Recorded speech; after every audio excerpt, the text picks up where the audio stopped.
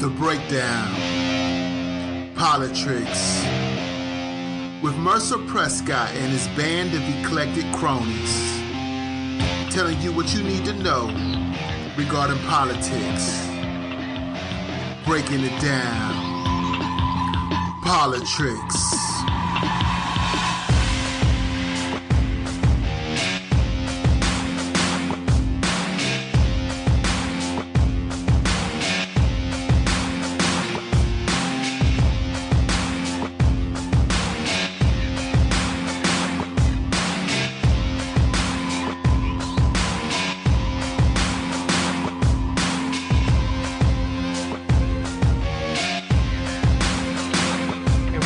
Another episode of POLI-TRICKS with Mercer Prescott and his band of eclectic cronies, bringing you the news you can use when it comes to politics. But first, a commercial break. 1, 2, 3, 4, and welcome back. Merc, what you got? All right. Thank you, Blue. Let's just jump right into it. I want to give a quick, because our president won't do it, because he's a sack of crap, condolences and prayers to Mexico for they had a earthquake on Thursday. So I think it was like an 8.0. Oh, man. And there's a couple million people who have been displaced by it. Right. And then Hurricane Katia made a landfall on Saturday, which I did not know. Because, I'll admit, I was too busy worrying about my own skin and trying to find out where this hurricane was going to go. I got my bottled water, I got my canned goods, because they didn't know. And but it was devastating. And matter of fact, Mexico had to pull their offer of aid because now they got to take care of their own people. Right. which is 100% understood. But the fact that that Trump didn't say anything. That doesn't help the situation any at all. So you're telling me that Mexico actually was going to bring forth aid to America? Yes, they were going to bring aid to. Yeah, they were going to bring aid to Texas. Their president is a moniker of, I'm not sure if moniker is the English word, of what a president should be. You know what I'm saying? If you have it, do it. If it's in your power to do, then do. And our president just sit back, won't even offer the same, knowing we have the resources to benefit them. And why isn't Florida giving $1 million like he supposedly was going to give Houston or Texas? Yeah, And what is $1 million in the whole stint of things? What is that really going to do? Maybe in Houston it can make some kind of impact, but all the areas that was hit down in Texas, I think's not. It's going to cost between $30 billion and $100 billion to rebuild the areas that were hit. So that's not even including what's going on in Florida. So that's just to rebuild the areas hit by Harvey in Texas. Let me ask you this, because you're an intelligent man. Would architecture,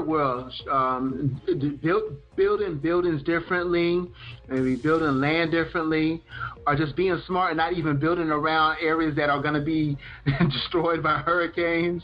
What's the formula? Do you think in 2017 we would know better about either architecture or structuring or something that we won't be hit so hard when these type of natural occurrences occur?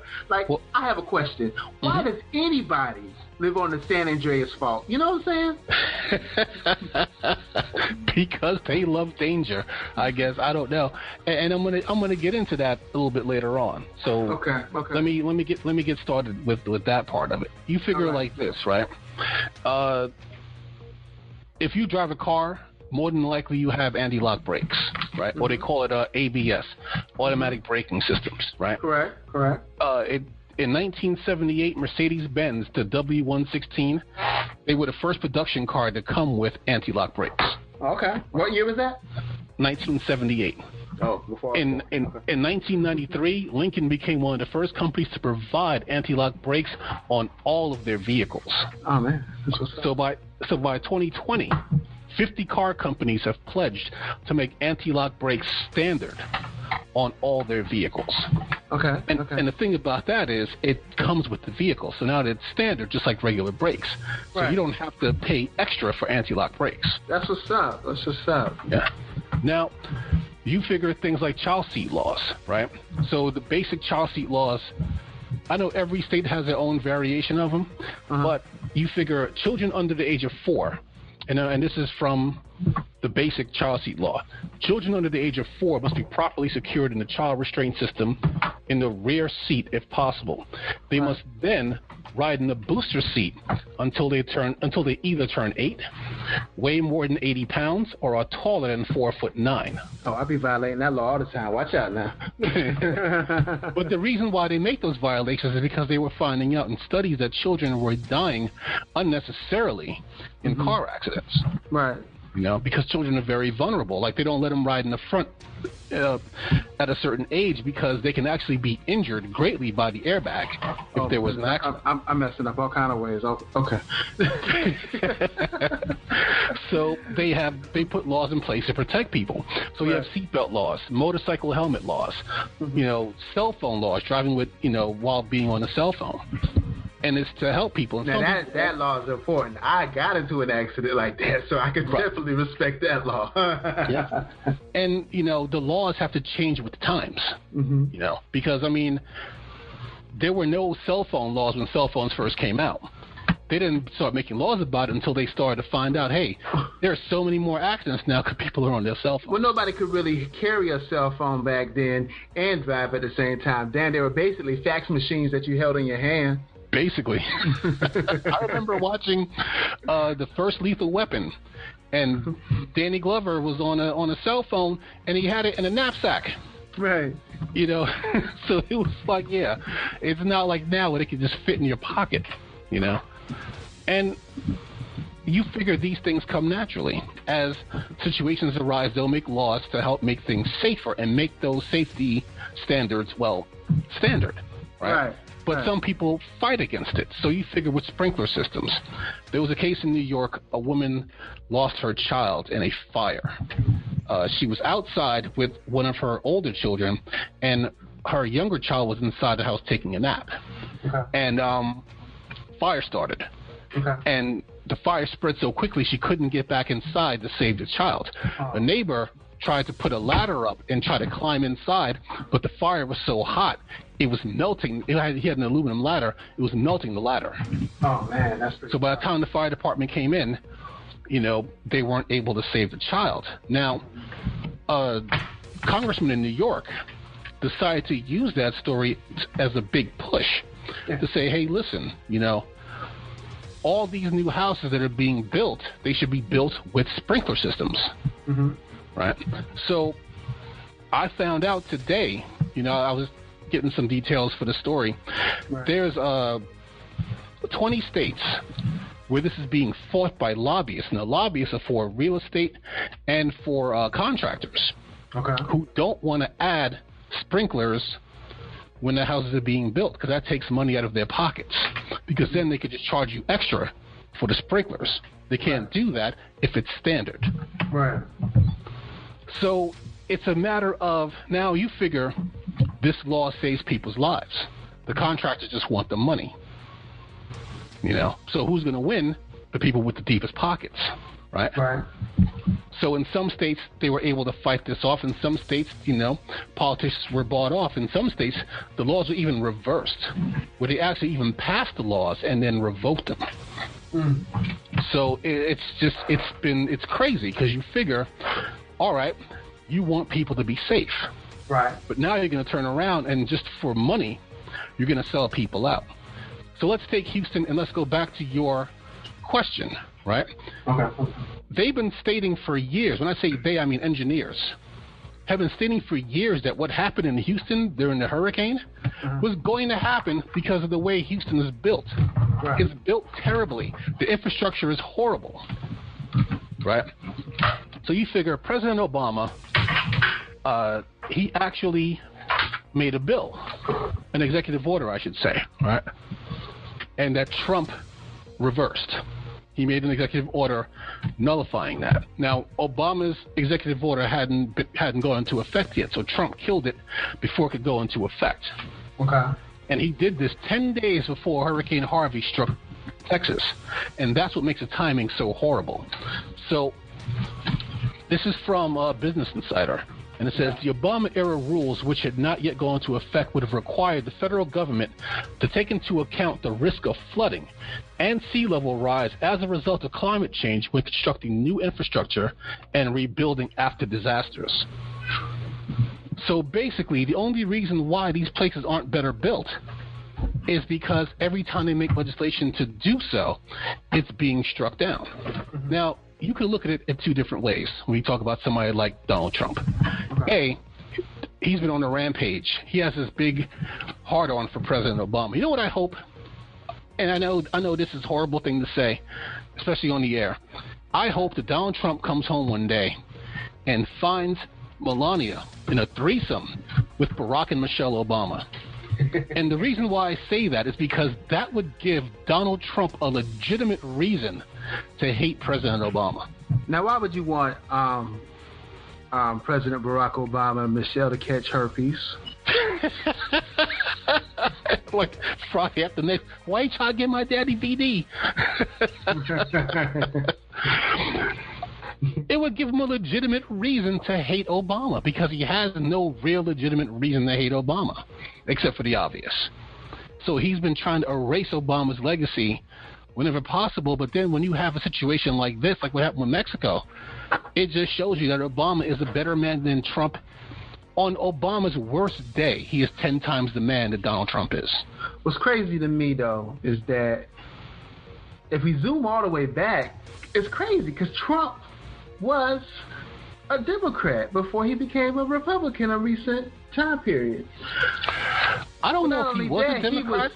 He was so buddy with right. the Clintons before all this that maybe that animosity and hate is kind of bought into that a little bit. You know what I'm saying? Yeah. Because even though Trump put Hillary on his team, that relationship didn't seem genuinely cordial, if you dig what I'm saying. Right. We should have been on the air during that time period while you bullshitting. And it's funny because someone just recently reminded us, I think it was on Jimmy Dore's show, when he was talking about how in Hillary's book she called Donald Trump a creep. But then he showed that picture of Bill and Hillary at Donald Trump's wedding when he married Melania. Right. You know? So I guess he wasn't a creep then. You know? Not when he was patting those pockets for the dinero. Exactly. And I would never say that he was a Democrat, but he was definitely buddy with them. You know, he definitely funded, you know, some of their campaigns and, you know, gave them contributions. So, yeah, it's kind of weird. And then the other way to look at it with him reversing that law is basically it helps his contractor buddies. Because then they'll have to keep rebuilding these buildings over and over and over again. You figure when you start having these 500-year storms every 5 years, that's a problem. You know, Superstorm Sandy was less than 5 years ago, right? Right. And now you have, what was it, 4 storms now, because you had Harvey. And then you have Irma, Jose, and Katia. So you have 4 storms, 4 major storms. I don't know what Katia was when it hit Mexico, but Irma hit Florida as a Category 4. It was so powerful, it was drawing the water away from the shoreline. There was an article, they had to go and rescue manatees. They were like manatees that were stuck because all the water just instantly disappeared, just left them behind. You have people who had to go out and rescue them. Side note. You know that a pirate or a sailor back in those 1700s or whatever had to be some kind of fucked up to think a manatee was a mermaid. Watch out now. They were probably just lonely. I remember I saw a documentary on it, and I was like, how in the hell? But, the English women back in the day weren't really all that beautiful for the most part. You know what I'm saying? They said the Game of Thrones we looking like is nothing like what it would have looked like back in those days. You know what I'm saying? Oh, the Brits, we love you. No, we don't. But you figure this would be a no-brainer. Because if we have global warming, put it like this, right? When people talk about global warming, they talk about the oceans went up by 1 degree. So you have somebody who doesn't really pay attention to these things, who will be like, oh, that's just 1 degree? That ain't nothing. Think about it like this. If you're making spaghetti, right? And you're boiling the water, you put it in a big pot, and you're just sitting there waiting for that pot of water to boil, and it's taking forever to boil, right? Think about how much heat it takes to make the entire ocean go up 1 degree. There you go. That's no joke. Now, keep in mind that these storms would have happened whether Trump was president or not. Right. That's valid. That's valid. They would have happened either way. I mean, global warming didn't happen in 7 months. Global warming happened over decades and decades, right? But the fact that Trump pulled us out of the Paris Climate Accords, that's huge because we're the #1 polluters in the world. No. Don't do that. It's not true. China. No. China's up there. China, India, they're up there. No, China's now, don't get me wrong. Fuck the bullshit. China's #1. Well, don't do that. Put it like this. We are the biggest polluters in the world, but we also have certain regulations. China just has no regulations. That's the thing. That their air is so thick, if it's in your way, you just shove it out of the way. Like, some of their cities are literally as orange as Donald Trump's skin. So they pollute just as much as us, but they just don't have regulations like that. Like, if you look at 2 pictures of the New York City skyline in the 70s and look at it now, it's so different. Because it was like China. It was just like just a line of smog. And then, we just got better regulations. But we still do produce a lot of waste and a lot of pollution. You figure, look at what happened with the coal ash in North Carolina. And now they're trying to raise electricity rates 15% to pay for the fines they got for the coal ash. 15%? Yeah. Duke Energy. And I have Duke Energy. Yeah, so do I. Most people do. Yeah. So it's just going to be a mess. But you figure I'll say we're one of the top polluters in the world. Okay. Mm-hmm. And we're definitely #2 or #3. Yeah, I'll give it that. You know what I'm saying? But I ain't gonna say #1. I know China's #1. I've been to China. I've choked on China. And you figure India's up there as well, but India is trying to take the lead in. The crazy thing is, though, India is there for a much different reason. All them damn cows and the methane that's produced from gas. We'll just say farts, for lack of a better word. Right. That's a high contributor. People don't understand. People think, we know that it's mainly machinery and industrial nations that contribute to it. But if we weren't here, there would still be some impact based on how many cows are in the world. Yeah. And cows are almost useless to even farm for money because it takes so much to put into them to get what you get out of them isn't really worth the impact. But that's that. Right. That's a whole nother show. That's like an environmental show if we ever go there. But you figure it like this. I mean, we farm cows, we breed cows. That's why there's so many cows. If cows were just left to their own devices, then the wolves would eat their ass. Yeah, basically. So there wouldn't be nearly as many cows and cattle as we have now. Right. Because they would be part of the food chain. Right. That's true. But you figure with Trump taking us out of the Paris Accords, right? Mm-hmm. That means that 25, 30 years from now, they already had an island that disappeared. Luckily, it wasn't inhabited, but the sea level has gone up so much that some of the islands that are a little bit lower, I guess you could say, for lack of a better term, are starting to disappear. Okay. Or starting to go underwater. And the crazy thing is, we just got a whole chain of islands off of North Carolina's coast. Mm-hmm. So it works in reverse in some places. Yeah. So it's absolutely. I mean, Trump is figuring for every new regulation, we'll take out 2 more. But those regulations are in place for a reason. But when people want to take out regulations, you know what they do to make the Republicans go with it? It's a job-killing regulation. So that's all they hear is, oh, it's a job killer? Well, we don't want to do it because it's a job killer.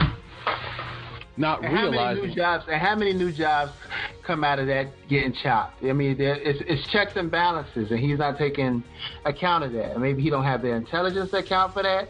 Money, maybe his money is such a treasure, such a goal, that it negates the consequences, which if you're in the 1%, it probably don't impact you, because honestly, let's see, pollution. Nah, if you're in the penthouse, you're going to get most of that pollution. Fuck him. Let him do what he do. So, but it's going to be,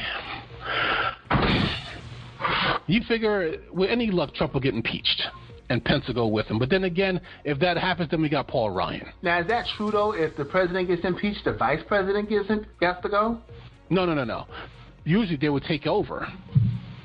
Like what happened with Nixon and... Oh, yeah. You're right. And the only reason why Gerald Ford got in there is because Spiro Agnew had his own scandal and he resigned. He was Nixon's original VP.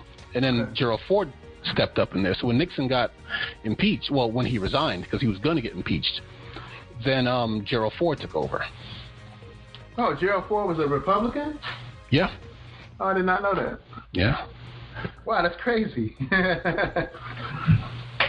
So, but it's going to be, hopefully Trump will get impeached. Was President Ford, what, Secretary of State or something? That's a good question. I don't know if he was just appointed after Spiro Agnew left, because he had his own scandal, and he was just like, I'm out. So I don't know if he got bumped up or if they just said, oh yeah, well, we'll just appoint Gerald Ford instead. I mean, I'll have to look that up. Okay. All right. But Spiro Agnew was the original VP until he left. And he left for a totally different reason that had nothing to do with Watergate. That's the worst part. But from what it's looking like, Mike Pence may end up going along with Trump. How you mean? What happened? Because he has more ties to this Russia thing than people thought. So if Trump goes down, Pence may go with him, and that's still a long shot, but it's still a possibility. But if that happens, I'm not hearing a lot about this Russia thing as much anymore. I think, and that's good. That's good for one reason, because even though we don't hear about it, it's still going on. Robert Mueller's still working. He's still working his ass off.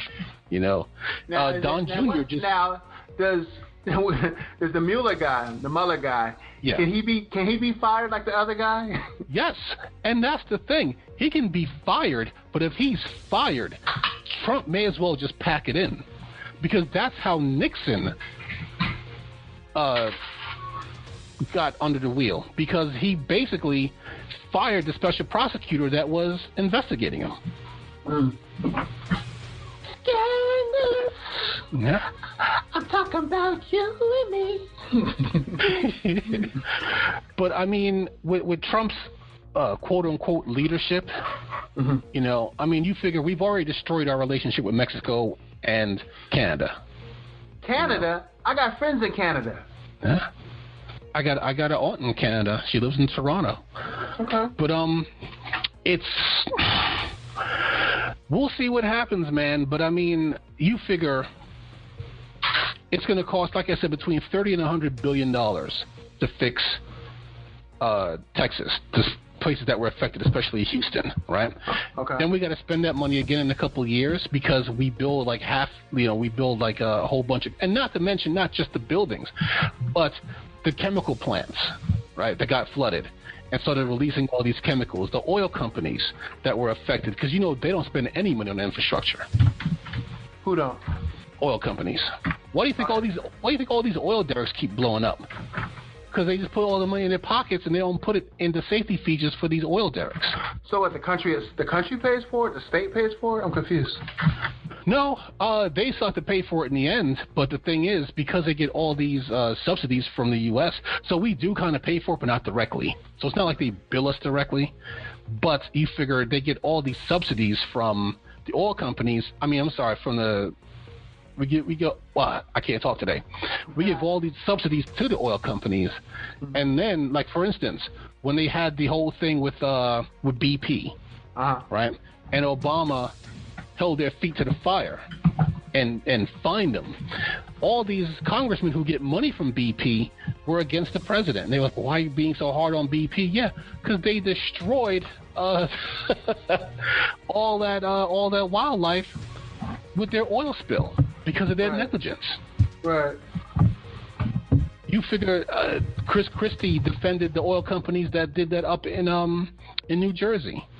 He stepped in during an investigation and defended the oil companies and made them pay a little fine, like pretty much what they make in a day. They had to pay that in the fine. Man, Chris Christie's a joke, man. He is, and he's such. I think he figures if he still keeps on kissing Trump's ass, Trump may give him a job. Right now, that's like me trying to get a job at Enron. You know, because it's over. Like, why would you? Trump's not going to be president for that much longer. Right. And I may be wrong. You need to buddy up to the next guy. You know what I'm saying? Basically, he needs to make friends with Mike Pence. Because, you know, he's up in the bullpen right now warming up. There you go. Yeah. But let's go on to a little bit of... This is not politics, but I thought this was actually pretty cool. I found this out today. Common, one of my favorite rappers, actually his non-rapping on beat ass. Come on, man. Oh, come on, man. Come on, man. Can he rap on the beat? Is that his style purposely to rap off the beat so you can hear his words better? I mean, does he rap on the downbeat? Tell me what's going on, man. Come on. I think I heard him rap on one beat, and I think it was the song that was featuring the Lost Poets. You know what I'm talking about? I think I've heard of it, but yeah, it's like I think it's like the third to the last album, if I'm not mistaken. The B album. It's called B. Okay. Yeah. I think that's the only time I've ever heard him rap on B. He's infamous for not rapping on B. Gee whiz, how's he your favorite? Okay, I'm sorry. I digress. I didn't take my medicine. I didn't take my medicine today. That's all good. I'm asking you though. I know I shouldn't be encouraging this, but I think that shows work better when you're not on your medicine. But you need to be on your medicine. No, I gotta be on my meds. No, it's not good, man. It's not good. Gotta be. I'm being a negative influence, man. I take all that back. But Common broke a record for rappers. He's the first rapper. For not rapping on beat. I got you. He's the first rapper to win an Emmy, an Oscar, and a Grammy. So he won an Emmy for the song. You remember the documentary that came out 13th on Netflix? Yeah, I remember that. Yeah, he won a Grammy for the song that he did for that movie. What? I wonder was he on beat on that song. I don't think I know that song. Oh, the one he did with John Legend. Yes. No. On beat. Oh, no. The one he did for John Legend is the one that he won the Oscar for. The one for Selma. Okay. This one he did Belial. He did the vocals. I love Belial. That's one of my favorite singers. Don't ask me why. Yeah. Oh no, Belial got some good tracks, man. He restored some faith in R&B for me, because R&B is just basically just I slept with your wife and then just put it to a slow beat. But slept with your wife last night and gotta tell you that cooch was tight when the last time you fucked her. He just comes on the baritone. I knocked the cobwebs off that pussy. Yeah, that pussy good. That pussy good. Damn, that pussy good. Pussy. All right, we're getting off track here. That's my fault. But because I'm not on my meds. But I know it's not politics, but I just thought it was cool. It just caught my eye today when I was going through my stuff, and I was just all right.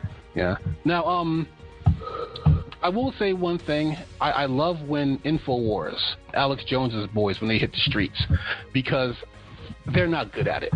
So if you remember, I spoke about this a couple weeks ago. Alex Jones was out in the street messing with people in Seattle, of all places, which is a very liberal city, and somebody threw coffee in his face.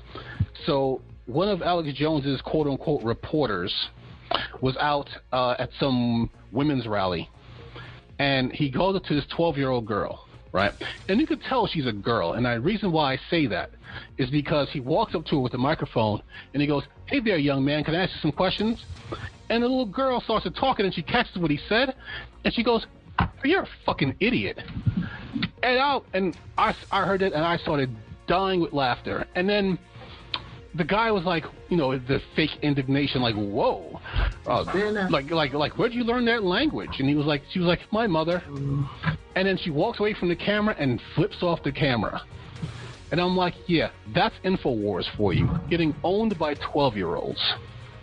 They are the epitome of fake news. Between them, Breitbart, they're just fake news on another level. And I think I don't know if I mentioned this last time, but about Breitbart making that article about the Dreamers and using a picture of MS-13 in El Salvador and saying that they're dreamers. So they call MSNBC and CNN fake news, but they capitalize on their stock and trade is fake news. It's just all projection. But just that image of him getting flipped off by, not Alex Jones, but his reporter getting flipped off by a 12-year-old, that just kind of made my day. Now, I will say one thing. Did you go see It? Nah, not yet, man. I'm going to try and catch it before the week out. I got busy. It was a crazy weekend, man. I was supposed to see it today, and because of the hurricane, I ended up getting called back into work today. I was supposed to be off today. Okay. So I ended up getting called back in. I'm going to try and catch it before Wednesday. I hear I heard a lot of positives. Yes. But I heard some negatives, and the ones that I heard the negatives from is the people I usually side with. So I want to see it for myself, you know what I'm saying? Right. I'm not really into it because, honestly, I didn't like the first one. I like the first one. I don't particularly like Stephen King movies at all, period. The only ones I liked was Carrie, Christine. The ones where they kind of stuck to the source material, like Carrie, like Christine, like Pet Sematary was excellent, I thought. Hello. But anyway, hello. Trump fans were basically like, look, Stephen King just openly hates Donald Trump. And they fight with each other on Twitter all the time to the point where Donald Trump blocked Stephen King on Twitter. All right. So Trump fans were saying, hey, we're going to boycott Stephen King's, we're going to boycott this movie so that he has a lousy opening weekend. The movie broke records for a September opening. It made $117 million in its first week. And broke box office records for not just for a horror movie opening, but for a September opening. Why do Trump fans think that they're relevant when it comes to pop culture? They always think, oh, well, we're going to boycott. How are you going to boycott shit that you're not involved with? When they talked about boycotting Hamilton, I'm like, you motherfuckers weren't going to go see Hamilton. How are you going to boycott something that you... That's like me, and I'm getting to this next, but that's like me saying, well, I'm boycotting the NFL. I ain't watching no NFL. I don't have cable. So even if I wanted to watch the NFL, I couldn't. Right? So that's not me being bold. That's just me. Like, they're like, well, I'm not going to go see Stephen King's. They had no intention of going to see it. Like, I'm not going to go see Hamilton. You had no intention of going to see Hamilton. Right. That's like Trump fans saying, you know what? I'm going to boycott avocado toast. Like they bitch-ass eat avocado toast. You ain't bougie like that. Exactly. Or say, well, I'm going to boycott guacamole. No, you're not, because you don't eat guacamole. Exactly. Nigga, who does? That shit tastes like green paste. Ew. I hate guacamole. I had it on a taco, and I was, not a taco, I had it on a sub or something one day. And I was like, why am I paying an extra, I'm going to say 75 cents, $1 for this pasty nut? I don't even taste it. I don't understand. It's like bandwagon shit. I'm gonna eat it just because everybody else eating it. You know what I'm saying? I can't, man. It's just, and people get concerned like, oh my God, there's an avocado shortage. I'm like, good, because it tastes. Now, is it like a super vegetable / fruit or whatever? Does it have like a lot of antioxidants in it or something? That I don't know. See, maybe it's something. Maybe it has to be bigger than the taste, because it ain't about shit and taste, to be honest. Yeah, it's just like, it's like caviar. Like, it just basically just tastes like... I've had caviar a couple times, and I'm just like... It only took me one time. You know what caviar tastes like? It tastes like smoked herring, but you just dump like 5 cups of salt on it, and then that's basically just caviar. Caviar tastes like baby eggs. Yeah, well, and they are they are baby eggs. But it always makes me laugh when Trump fans is like, we're going to boycott something, and it just does well, you know. And it's not because people said, oh, well, Trump fans are against it, so we're for it. It's because they were never going to get involved with it anyway. Right. So I don't... Sometimes them saying, I'm not fucking with it, makes me want to fuck with it just to fuck with them. You know what I'm saying? Right. But not in this case, because, I mean, this movie, was a highly anticipated movie. And the guy who played Pennywise, he did an excellent job. I mean, just from the trailer, I haven't seen it yet, but just from the trailers, I'm like, yeah. Tim Curry was already creepy as Pennywise, but this guy just took it to that next level. So I'm dying to see this movie, man. And not just because... I heard they were working on a sequel. Now that's that shit I don't like. No, well, it all depends on how this one ends, because you remember in the miniseries there was 2 phases. That is the part where they were kids and the parts where they were adults. So maybe, so I don't know how this one ends, and then even if it did, I'm not going to spoil it. Mm-hmm. But the sequel may deal with them as adults. Because that's, if I remember the miniseries correctly, that's like the 2 phases, when they were kids and then when they were adults. Continuing on, so that may be what the sequel's about. So we'll see. No spoilers. Don't quote me. I haven't seen it. I ain't seen it either. I want to see it before Wednesday. But around either, I think I have a light day on Wednesday. I think that's going to be the day I'm gonna see it. Right. Now I will say this, jumping subjects. When people say that Americans are stupid, it's just basically like people get mad. Like, why you always gotta be hating on us, man? You don't like America? You hating America? But here's the thing, right? There was a guy in Florida on his Facebook page. And at first I thought he would just say that he was joking just to save face, but no, he really was just joking. He put up a Facebook event, right? Inviting people to shoot at Hurricane Irma. Right. So he said it was a joke. And at first I was like, he's just trying to save face. But when I read what he wrote, this is what he wrote on the Facebook invite, right? All right. He says, yo, so this goofy-looking, windy head-ass named Irma said they pulling up on us? Let's show Irma that we shoot first. And he wrote that in all caps. And you hear that, and it's just like, that sounds like a joke. Right. 50,000 people signed up on this invite to go shoot at the hurricane. So you're going to go shoot at 120-mile-an-hour winds with your gun? I've seen more than one story, of people shooting at armadillos and having it ricochet. One dude got shot in the face because he shot at an armadillo. Armadillo has armor in the title of its name. It's an armored animal for a reason. Right. Okay? And you're going to shoot at it and expect it to not bounce back and hit you? You're going to shoot at 120-mile-an-hour winds. What do you think is going to happen? I'm gonna get. I don't think a bullet. I think a bullet can break. Nah, man, a bullet that ain't gonna impact no bullet. 120-mile-an-hour winds? Winds that are enough to rip up trees? Yeah, a bullet. You know how fast a bullet go? You know the velocity of a bullet? Nah, no haps. We good. Nah, I still ain't taking no chances with that, man. You don't own a gun, so that's not an issue for you. But you figure 50,000 people signed up for that, to the point where the sheriff had to tweet and be like, please don't shoot at the hurricane, because it's not going to do anything to the hurricane. That when you have to put something like, please don't eat the silica gel, you know? Ew. Because you look at it like, who would eat this stuff? Right?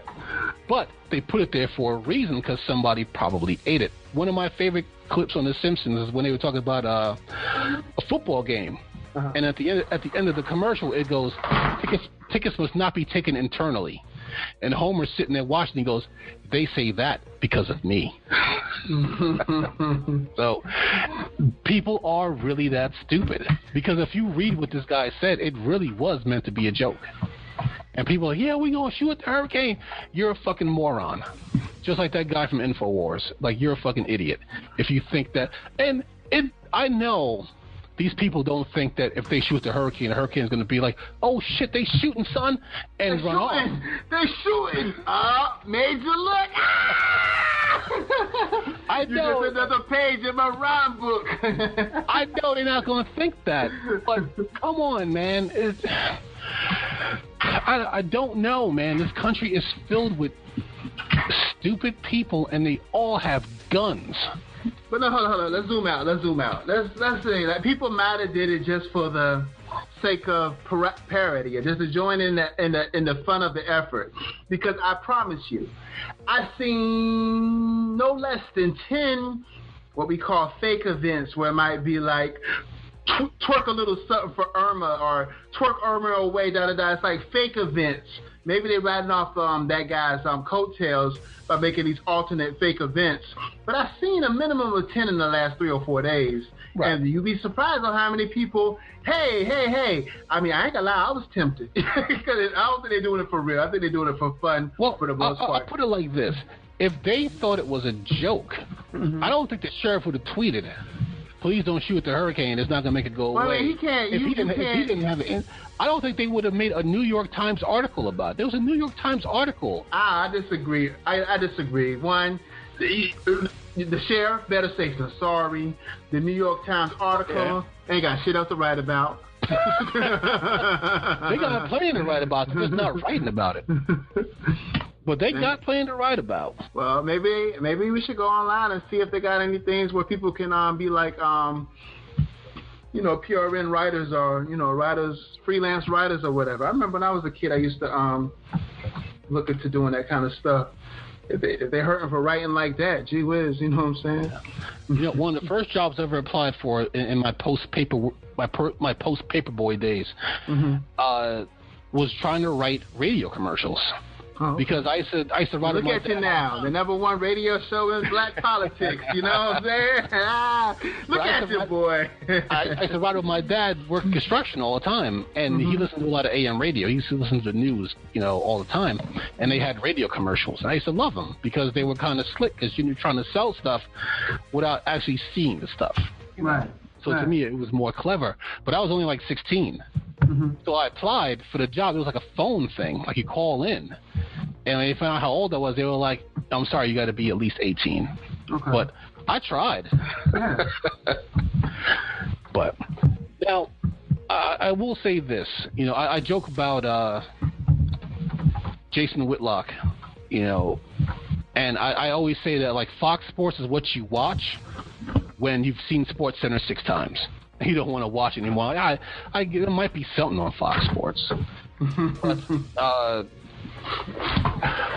I don't think I've ever watched Fox Sports, to be honest with you. I've never watched it. I didn't know that Jason Whitlock used to work for ESPN, then he got fired. I can see that. And then he went to Fox Sports. I did not know that. I can see that. That makes a lot of sense, doesn't it? But I just had to take that side jab at Fox Sports and Jason Whitlock. I really want to talk about the NFL and talk about their opening day game. Now, I don't know what the viewership was. I don't know shit about it. I banned the NFL this year, so whatever. And that's the thing, right? You figure Thursday was the first game of the season. Patriots versus Chiefs. And Patriots got spanked. Tom Brady didn't throw a single touchdown. I didn't see the game, of course. I read about it in the... I read about an article, but you ain't gotta lie. Nah, I don't have to. But you figure it like this, right? The game drew 14.6 rating, right? Okay. Now was that good or bad? I'm sorry. What's that? Well, it's lower than it was last year. So the last year, the opening day game was 16.5. So it went down to 14.6. Now the thing is, that like millions? What is that? What is that? What do these numbers mean? Are they millions? What are they? I think it is millions. Okay, so they also about 2 million. Okay. Yeah. But you figure it like this. That's been, and I know a lot of my friends, and I posted an article, and a lot of my friends who are boycotting the NFL, they were like, yeah, victory. They're lying. Well, but here's the thing. NFL, like, for the opening day game, I don't know about all throughout the season, but the opening day game has been losing viewership for the last 4 years. Uh-huh. Right? And my thing is this, right? You figure they're predicting that it was going to go back up, but it went down again. So you figure, I don't want people to think that our Kaepernick boycott is working, right? And that's why it went down. It's been going down, but the fact that it didn't go back up, to me, that's still a victory, because they expected it to go back up for some reason. But my favorite, I got this from New York Post. The New York Post is a tabloid rag. And the only reason why I took from this particular article is because of the excuses that they gave. And I thought that the excuses that they gave for the lower viewership was hilarious. So you figure they said that last year an early season's rating slip of 12% was pegged to a divisive presidential campaign. So they blamed the campaign on last year's rating slip. And they said, in fact, one influential media analyst forecast NFL ratings, absent the campaign, would grow this year. So what he's saying was if there was no campaign, that it would have went back up. But there was a campaign, so it went back down. And I'm like, you think that people can't do two things at once? That people, I mean, you only vote one day of the year. And the day that you vote is not even on a weekend. It's on a goddamn Tuesday. So it's not like they're sitting there watching debates and stuff like that. And if they were, they got DVRs. DVR the debate and watch a football, or DVR football and watch your debates. They don't have that excuse. Like, it's not 1978. People got technology, man. Right. If they're going to watch that game, they're going to watch it.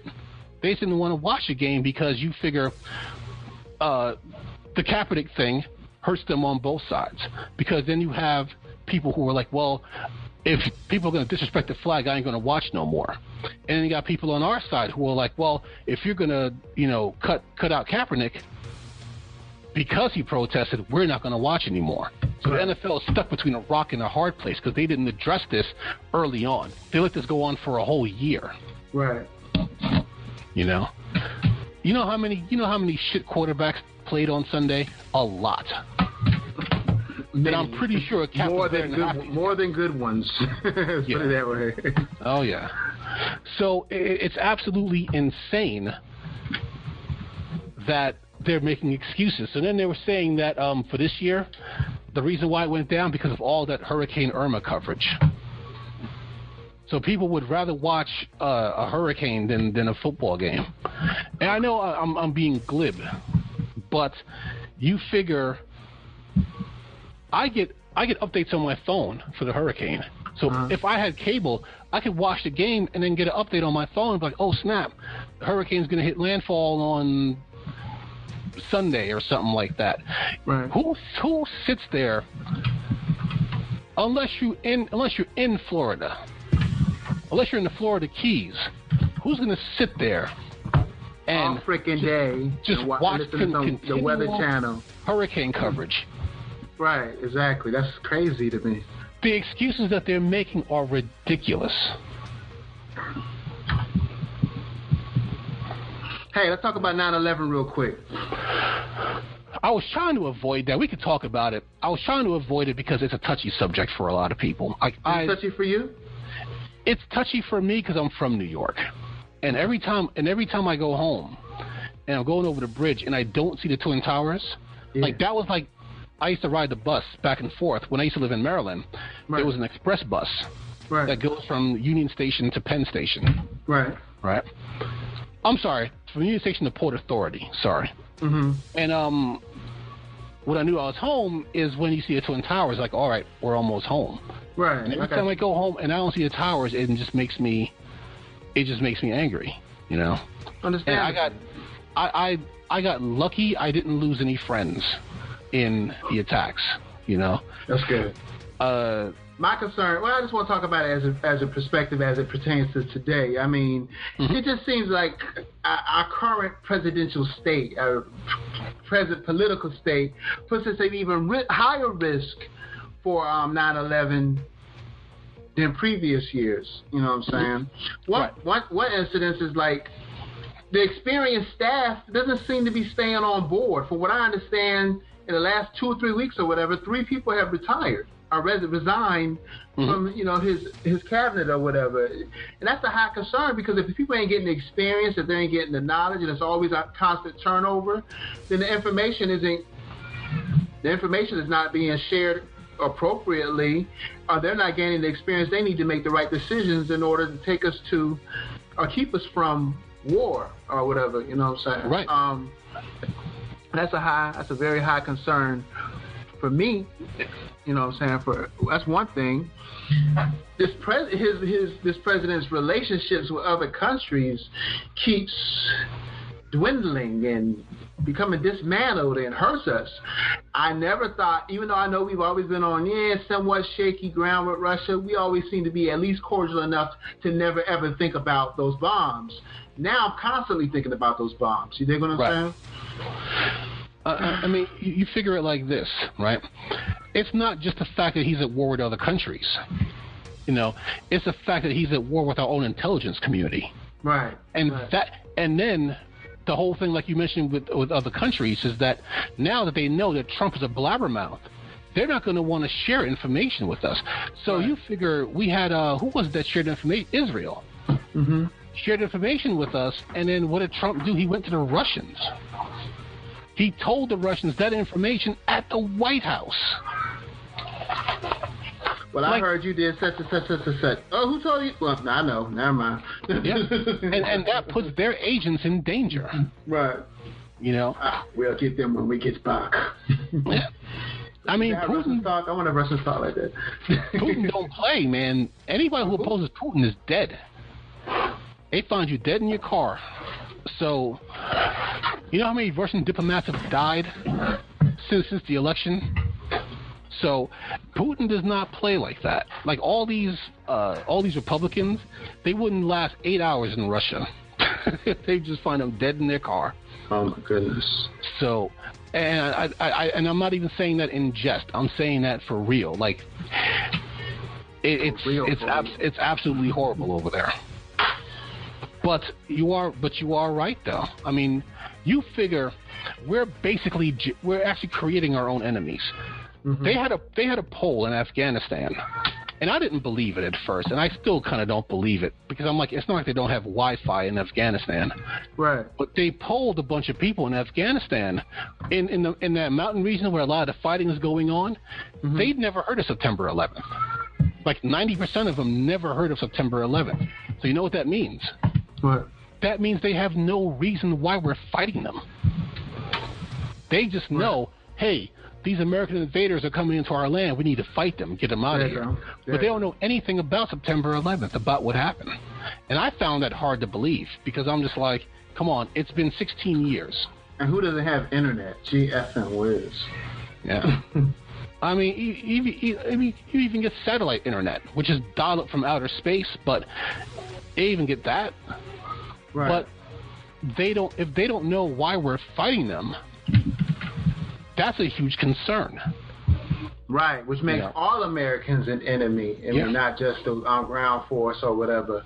Right. It makes it very dangerous for us to go to other countries. It makes it very dangerous for us to interact with them on what we consider common ground countries, like we're in Canada together, you know what I'm saying? Mm-hmm. And if something were to happen to us, we're not going to get that support. You think Mexico's going to come to our aid now? If something were to happen like that in the United States, you think Canada's going to want to mess with us like that? And I don't blame them. We burnt bridges. We burnt bridges, and we keep burning them. Yeah. It's funny. It's like, I mean, I ain't gonna lie. I don't remember, I don't know how well, Obama got along with Canada or Mexico, but I don't see them. I didn't see him being their enemy as well. He got along with them great. Mm-hmm. He got along with everybody great. Only person who he really had any static with was Putin. And I mean, excluding stuff. I mean, talk about like our allies. Of course, they hated him in North Korea and all that, but that's a given. Right. But like Angela Merkel and all the other, they loved Obama. Okay. Canada loves Obama. Mexico loved Obama. Okay. Even though Obama had a record number of deportations in his first 4 years, he came up with the DREAM Act. And the thing is, he tried to pass a DREAM Act in Congress and it wouldn't pass. So he figured, I have the leeway to just pass it as an executive order. So he did. Mm-hmm. So he had a great standing around the world. And in 7 months, Trump just destroyed all of that. You know, they treat Trump like the doofy rich kid that thinks everyone likes him, but they really just talk about him behind their back. Right. And sometimes to his face. And they don't give a shit. But it's just absolutely amazing that people just don't see that pattern, that we're creating our own enemies. Because you figure it like this, Blue. If we weren't in the Middle East, right? Let's say we pulled all our troops out of the Middle East. You know who all these extremist groups would be fighting with? Each other. Because they don't really share the same exact philosophy. So they would be fighting with each other. But as soon as you put an American soldier out there, they'll all come together and fight those American soldiers. You know, we're just manufacturing our own enemies. And you're right, with someone like Trump at the helm, another September 11th is not out of the question. Especially since, you know, he fired the director of the FBI. You know, he doesn't have a relationship with the CIA or any of the other intelligence agencies. Israel's not going to give him any more intelligence because he's going to blab it off to Putin. You know, he's leaving us vulnerable and wide open for another attack. Right. So it's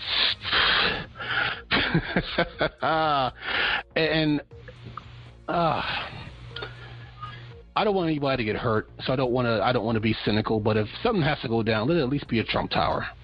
If something has to go down, I'm not gonna sign off on that one, Mark. Yeah, you know what? I take that back. But I'm just saying, like, because I figure if it's anywhere else, Trump's not gonna care. Like if the Sears Tower goes down, Trump's not gonna care.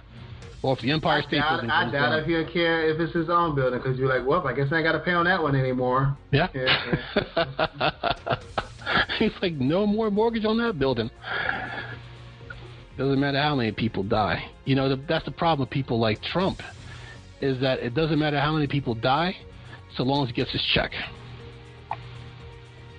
You know, and Trump fans eat all that stuff up, but it's not their kids who are going off to fight. And sometimes it is, and they don't care. Segue that ain't got shit to do with nothing. I forgot about Ben Affleck and Jennifer Lopez going out in the early 2000s. I forgot all about that shit. You know, Jennifer, and I know we had that whole thing about me getting on Amber Rose. Mm-hmm. But Jennifer Lopez, when she was getting, I don't want to say getting around because that's wrong for me to say it like that. But you figure she was just dating Cass to advance her own career. So she was dating Puffy, and it just advanced her music career. She dated Ben Affleck, and it advanced her acting career. Mm-hmm. At least until they made Geely, and then it was just like, all right, grind that shit to a halt. Jesus Christ, what a terrible movie. But but she dated Ben Affleck. Yep. So she definitely, well, put it like this: she put it to good use. You can't be mad at it, you know what I'm saying? No, not really. And like I said, that type of stuff doesn't really matter to me. Like, you know, when I'm dating, I don't ask my girlfriend like how many boyfriends she had before me, because it doesn't matter. You know, what am I gonna do? Ask them for character references? Who gives a shit? So, but all right, we're probably just about out of time, sir. What are your closing thoughts here? Pray for Florida. Don't forget about Houston. Pray for them as well. Pray for Georgia. I saw some flooding in Georgia. They're getting hit pretty hard. Yeah. Pray for us all, because in America, we are all targets. Yeah. Matter of fact, as soon as this is over, I got to call my brother and my sister live in Georgia, so I got to call them, make sure they're all right. So hopefully they still got power. And then just pray that America heals, because I see a lot of backward progression regarding blacks and whites relationships. The racism seems to be floating to the top a lot more these days. Yeah, it's definitely. It's like we're starting to be in our own bubbles, segregated bubbles, at least communication-wise and interaction-wise. I've noticed that in the last 2 or 3 months, more so than I've noticed in the past. And maybe because I'm just more observant, or maybe because I'm woke, I see it now, and maybe it's always been there, but I definitely am noticing it. You know, I'm not going to speak on any particular incidents or things that I observed, but it's out there. Pray that we heal. Because, you know, there's only 0.3% genetic code that separates me from you. You know what I'm saying? Right. Exactly. So, and only 1% that separates you from a jellyfish. So, you know, I would give a closing statement, Blue, but I think you said it all, man. And I really just hope that, you know, this division that you know, I know when I talk about this stuff, it's not because I want to get us further apart. I want to get us closer together. But the main thing is just recognizing that it's there. When people get ultra patriotic and say, "Oh, America's the greatest country in the world," yeah, no, we're not. But we can be again. Right. If we ever were, I just don't know if we ever were. Yeah, I mean, but I think we have the potential to. I mean, we can't. If Sweden wasn't so racist, they would be number one. I've never been to Sweden. I don't think I've ever met anybody from Sweden. Oh, so man, if you're white and you have yellow hair, you're in. But I will say this. Like I always joke with my friends. Like I know, like when I post stuff about, you know, cops beating up people and stuff like that, I'm preaching to the choir. Mm-hmm. You know. But at least, you know, the whole point is we have to recognize that it's happening for it to actually get better. Because if you just dismiss it and pretend it's not there, there's a line in the song that I love. It says, "Don't try to hide your mistakes because they'll find you and burn you." And I know that sounds grim, but you got to confront these things, man, because you can't just pretend that it's not happening, because it is. And if I have to post the same video of a cop punching the 21-year-old kid in the face 40 times, I'll post it. I don't care. Right. So, but that's all I had.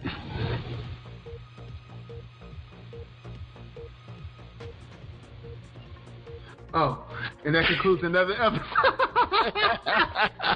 I was watching some footage of Miami, and people were looting, and just how stupid they were because the video cameras showing license plate numbers and everything. You know what I'm saying? I was just blown away by this footage. I only see brown people doing this. I'm kind of confused. So what? I haven't seen the video yet. What exactly are they stealing?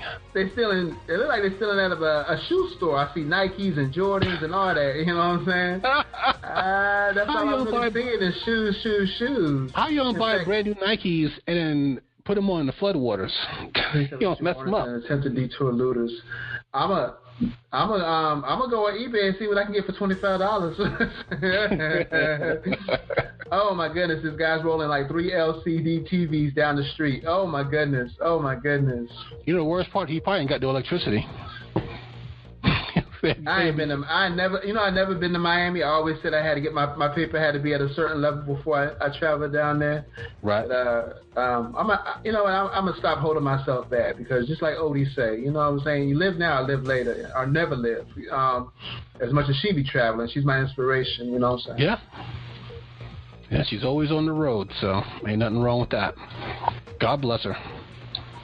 Indeed. All right, well, that concludes another episode of POLI-TRICKS with Mercer Prescott and his band of eclectic cronies. Subscribe to the podcast, as it's a good listen. Listen to it on the way to work, listen to it on the way home, your commutes, your lunch break, or as you go to bed, because it's good shit, real good shit. And when I say shit, I'm not saying like blah. I'm saying shit for your brain, shit that's really good there, shit that educates but also entertains. Can you dig it? Yes, you can. West Coast. You can subscribe by looking in whatever podcast you have installed on your phone or whatever music app you use on your phone.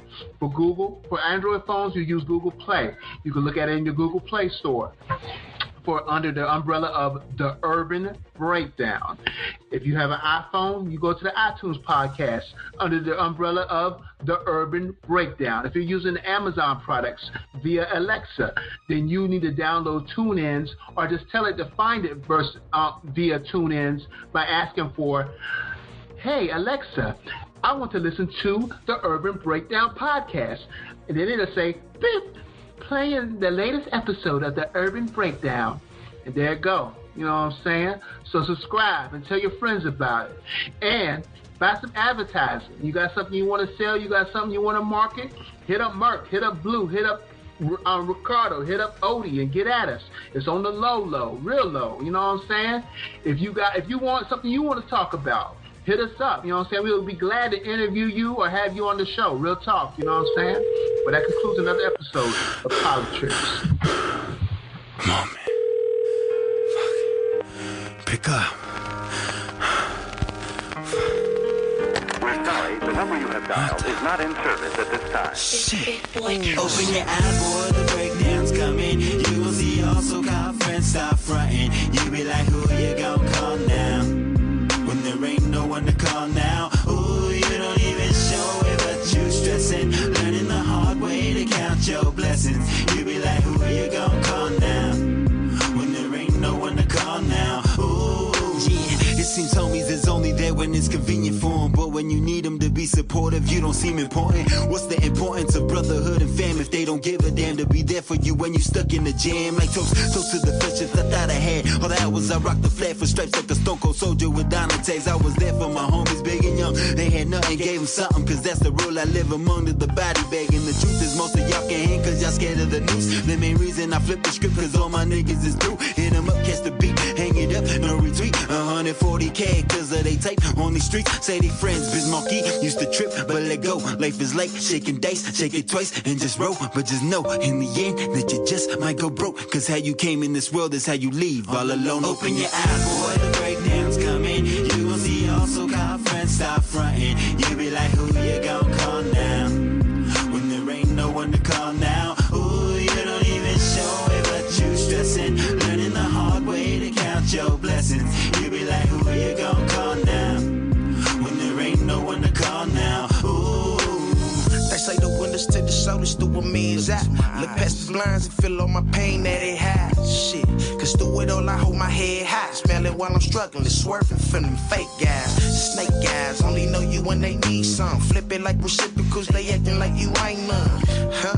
What type of nigga is that? The type to stab in your back, but nah, I never be met. Salute to all my real niggas that's out. Held me down, even stormed with me through all the droughts. Look, I'm on the paper route, working on the way out. Raised in the ghetto, trying to see what the rest about. Like flights overseas, chilling on the motherland. Or vacations, wherever that the jet land. Shit, one day, man, we gon' have it all. Till then, I'm laced up and I'm ready to board. Open your eyes, boy, the breakdown's coming. You will see also called friends stop fronting. You be like, who you gon' call now?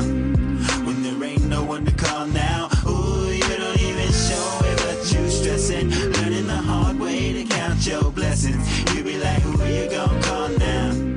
When there ain't no one to call now. Ooh.